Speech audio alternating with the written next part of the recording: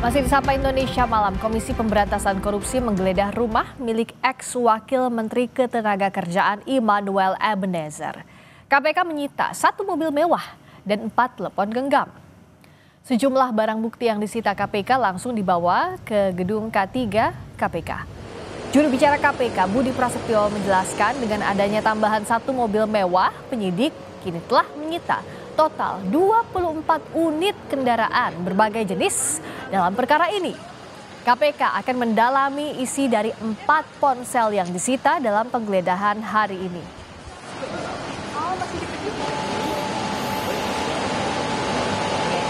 Tim melakukan penggeledahan di salah satu rumah di wilayah Pancoran, yaitu rumah saudara IEG. Dari penggeledahan itu, tim mengamankan sejumlah barang bukti elektronik dan juga aset dalam bentuk kendaraan bermotor roda 4. Dan hari ini juga langsung dibawa oleh penyidik ke K4. Ya, penyidik menemukan 4 handphone di plafon rumah yang bersangkutan.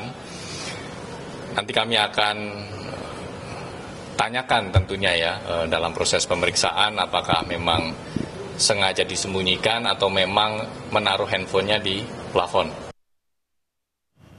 Sudah ada jurnalis Kompas TV Niko Anggriawan dan juru kamera Denny Yosua di Gedung Merah Putih KPK. Niko, barang bukti apa saja yang disita KPK saat menggeledah kediaman ex-Wamenaker Immanuel Ebenezer dan apa lagi yang ingin didalami oleh penyidik KPK dalam penggeledahan ini?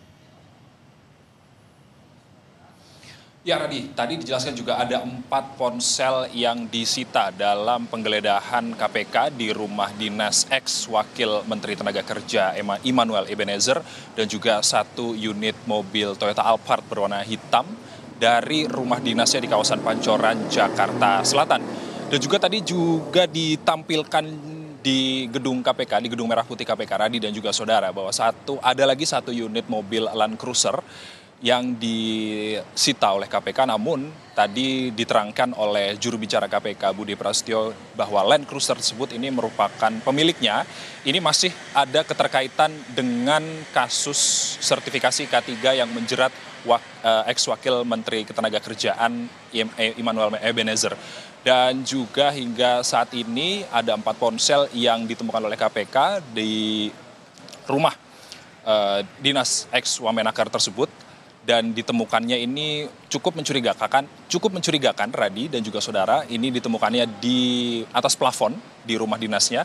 Dan yang masih didalami oleh KPK ini adalah apa maksud atau kenapa di handphone tersebut disembunyikan di dalam plafon di rumah dinas tersebut. Dan nantinya kita masih menunggu bagaimana penjelasan KPK atau hasil pendalaman KPK milik siapa dari handphone tersebut dan juga apa isinya, apakah nanti terkait dengan kasus sertifikasi K3 yang menjerat Immanuel Ebenezer ataupun ada hal lain yang ada di dalam handphone tersebut. Dan juga terkait dengan tersangka, Radi dan juga saudara, sejauh ini KPK sudah menahan 11 orang tersangka termasuk Immanuel Ebenezer dan juga orang yang dijuluki Sultan yang merupakan koordinator bidang kelembagaan dan personel K3 Kemenaker yang bernama Irvian Bobi Mahendro. Dan juga belakangan diketahui ini ada 1 tersangka yang berinisial MM yang istrinya ini bekerja di KPK, Radi dan juga saudara. Tadi diterangkan juga oleh jubir KPK Budi Prasetyo bahwa KPK ini tidak memberikan toleransi, siapapun ini bisa dilakukan pemeriksaan di gedung KPK termasuk suami dari istri yang bekerja di KPK.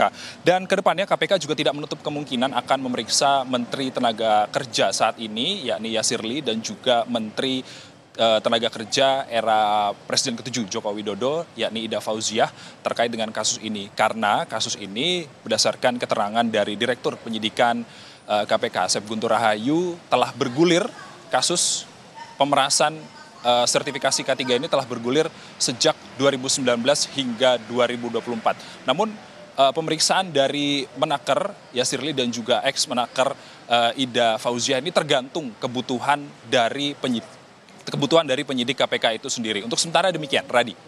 Oke, kalau begitu setelah ini, selain tadi yang Anda katakan soal Menteri Yasiri, Menteri Ketenagakerjaan dan ex-Menteri Ketenagakerjaan sebelumnya Ida Fauziah yang juga kemungkinan akan diperiksa oleh KPK.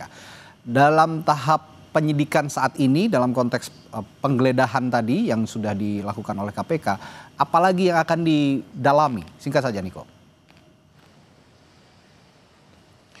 Ya tentunya barang-barang bukti ini juga masih terus didalami, apalagi yang kita ketahui barusan bahwa ada 4 ponsel yang ditemukan di atas plafon rumah, yang ini menjadi membuat kita bertanya-tanya, Radhi dan juga saudara, untuk apa keempat ponsel tersebut disembunyikan atau diletakkan di atas plafon rumah? Apakah nantinya tujuannya untuk disembunyikan atau ada hal lain yang nantinya kita masih menunggu bagaimana penjelasan resmi dari KPK terkait dengan ponsel-ponsel tersebut. Dan juga ada beberapa barang bukti lain yang masih perlu pendalaman keterkaitannya antara dari kasus sertifikasi K3 yang menjerat Emmanuel Ebenezer. Radhi.